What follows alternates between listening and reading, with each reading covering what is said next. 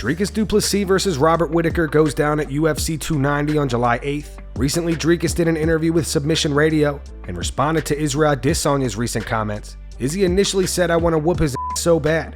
I'll remind you, because you gotta choose your words wisely when you speak on people that have come before you, people that have paved the way for you. I pray to God he keeps winning. I will gladly drag his carcass across South Africa. Dricus responded saying, "I have never said the words more African in my life. I didn't say they were not African. I stated facts. I am the only one in title contention ever who was born in Africa, lives in Africa, and trains here every single day. I never backpedaled. I'm sticking with that because that is the facts. I don't care how it came across." It seems to have struck a nerve with Israel Adesanya. He likes to be whatever fits him best in terms of nationality. He's referred to himself as a Kiwi. He's referred to himself as Chinese. He's referred to himself as a Nigerian. At the end of the day, he was born in Africa. He is African, but he does not reside here. That is the fact. That's what makes me and him different. My success is coming out of Africa. Michael Bisping on the Believe You Me podcast reveals DMs between him and Jake Paul. Check out the full episode of the Believe You Me podcast that was just released. Links in the description. Checked my DMs on Twitter because I just had a little notification. I had one. Looked at it. Jake Paul. On Twitter. How? He's on Twitter now. He's on the Twitter DMs. I don't know what promoted this or what's the word I'm looking for? I don't know Prompted. What spawned. Prompted. There we go. How do Dana's nuts taste? What'd you do? I don't know. I mean, we've had our back and forth on Twitter many, many times, but we were kind of cordial last time, and then he was trying to get me to join the Fighters Association and stuff, so I just kind of backed away from the conversation politely. You know what I mean? Mm-hmm. And he goes, "Oh, you went dark, no interest in helping fighters." I thought, I'm not having this conversation. And then today, "How did Dana's nuts taste?"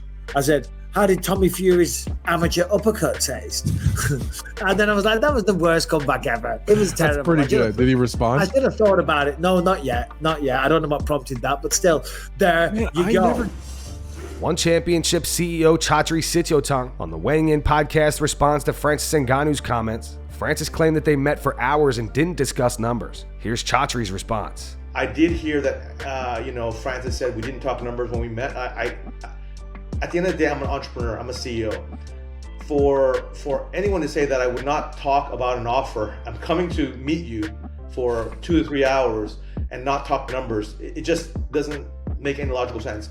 I'm not saying that Francis is being untruthful. I think everyone has, you're sitting there at lunch, everyone has their own perspective of what would happen. But I can tell you, I think there might be a disconnect between Francis and Markel and Andrew on real-time updates of what's going on, because the point of that meeting was to see if we could come to terms. But the next day I messaged Andrew and Markel, and they have all screenshots of it. And I said, "Hey guys, thank you so much for this whole process, because they've been working with us for 3-4 months." And I said, at this point we're going to withdraw. And I think the big mistake is I probably shouldn't have gone and said that to the media, and then the media put a lot of different spin on things, and you kind of lose control of the discussion. And so that, in hindsight, I feel very bad about. But I don't think anything untoward was done by anybody. I just think these things, sometimes when they're out in the media, it just ends up snowballing into he said, she said, etc. But I can tell you in good faith that Matt Hume and Markel and Andrew worked together for the last 3-4 months trying to get something done. And then it came to a point where, Chatri, and I remember this message from Matt Hume saying, "Hey, this is a deal that Markel says we can get through, that will put us in the front seat." Okay, then Chatri, go meet Francis. And that was literally the conversation. But again, I have not seen what's Francis. I just saw headlines of him, saying something. We didn't even talk about numbers. We did talk about numbers. I pulled out Matt Hume's numbers, that he and Markel were talking about, the $20 million. So, but look, at the end of the day, Francis, we couldn't make it done. That's why we withdrew, and he got what he wanted in the end. So at the end of the day, I think no harm, no foul. He's in a happy place. He's in a good place, and we couldn't get it done based on what we felt was a true win-win for us, right? Everything in life has to make sense, and I think for PFL it made sense, and so kudos to PFL and kudos to Francis. Khamzat Chimaev says the UFC finally has a fight for him. Khamzat says he's going to squeeze Kamaru Usman's head off. On his YouTube channel, Khamzat said UFC told us we have a fight in Abu Dhabi, so that's what I'm waiting for. I'm already here in Dubai, living here. Training camp, everything is good, so I've been in shape a long time ago. I've been in Thailand training camp. I've been here training camp. I've been in Sweden training. So just waiting for the opponent and the contract. So we'll see what's going to happen. Usman wants to fight. I'll make his last fight. He wants money. He knows where the money is. Everyone knows the money. Now I'm going to fight this guy in Abu Dhabi and smash his face. Finish him. And then they have to give me that title shot. I'm the biggest name without the belt. So when you fight me, it's more money, more fans. When I fight, everyone is waiting for my fights. When I fought with Gilbert Burns, we weren't the main event. Everyone was waiting for us. Even Ronaldo, a famous guy, a legend from football. A lot of guys are asking me when I'm going to fight, when I smash somebody. This is the fight business. Everybody has to fight and make money. If you don't sell tickets, you don't make money. I want to say Usman, I am ready to sign the contract. Let's fight. Let's make money. You want the money? You want the money? Fight. Let's go. I'm going to squeeze your head off. Weight class, it doesn't matter. Let's go. Let's fight. The weight classes, if you feel the best, you don't need to speak about weight class. I feel the best. For me, it doesn't matter.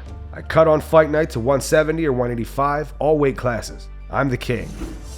The back and forth between Dana White and Aljamain Sterling continues. If you're not fully caught up on the story, to quickly sum it up, Dana White announced that Aljo would be defending his bantamweight title against Sean O'Malley at UFC 292 on August 9th. A few days later, Aljo claimed he would try to make the fight and didn't know if his body would be fully ready. Dana was visibly annoyed at this and reacted saying Aljo can't get out of his own way. Aljo responded once again, questioning why Dana said that. Aljo claims he has done everything the UFC has ever asked of him and doesn't understand why Dana doesn't praise him the same way he praises Conor McGregor. Dana has responded again. Speaking to Fansided, Dana said, I'm not the one that went out and said, if my body holds up, when I'm promoting a fight. If you're not healthy, don't take the fight. We'll have somebody else fight. We'll do somebody else for an interim title. Don't say you're going to go out and fight and then start saying stuff like, if my body holds up. What's the first thing that happened? As soon as I was at the press conference, I was asked, is Aljamain Sterling really going to fight or not? Is that what you want the fans thinking? How is that me not giving him credit? In the same interview, Dana also spoke on Tyson Fury potentially fighting Jon Jones in the UFC. Dana actually says that if Tyson really wants to do it, he'll make it happen. Dana went on to say Jon Jones is the baddest dude on the planet. There's no debate, there's no denying it. There's no debate. I don't care what anybody says. Everybody can try to spin it. A lot of this stuff is clickbait, and you know how I am. If Tyson Fury really wants to fight Jon Jones in the UFC, I will make it happen. Here's my thing right now to Tyson Fury. Tyson, if you're serious, let me know. Tyson and I have a good relationship. I like Tyson Fury. Let's find out. Listen, we can talk all we want. Tyson can talk, Jon Jones can talk, I can talk, we can all talk. Let's do it. If Tyson's serious and he wants to do it, I got Floyd Mayweather to fight. We paid Floyd and got Floyd the number he wanted. If Tyson Fury is serious and he wants to fight Jon Jones in the UFC, let's start talking. And that's going to wrap it up for the news. Thanks for watching. If you enjoyed the video, be sure to subscribe to Full Mount MMA and click the bell icon to be notified when we post future ones. Here are the 3 top comments from last video. The first one's in reference to Aljamain Sterling's video message to Sean O'Malley. It's from Math Prodigy. It says that was a decent response by Aljo. He made good points. I actually laughed at the end. The second one's from Kevin G. It says Dana is doing everything he can to try to get Aljo out as a champion and O'Malley in. There is a 0% chance that if the roles were reversed, he would be making O'Malley, who has fought once in the last year, turn around in less than 4 months after a 5-round fight and defend the title. It's BS, honestly. And the final one's from Brandon Luther. It says O'Malley talking about a quick turnaround and he's been off a year. Shh. Those were the 3 top comments from last video. If you want to be featured on the next one, all you have to do is comment down below. If you missed yesterday's news, click the video on screen to get caught up. And make sure to go subscribe to our second channel where we post our exclusive MMA interviews.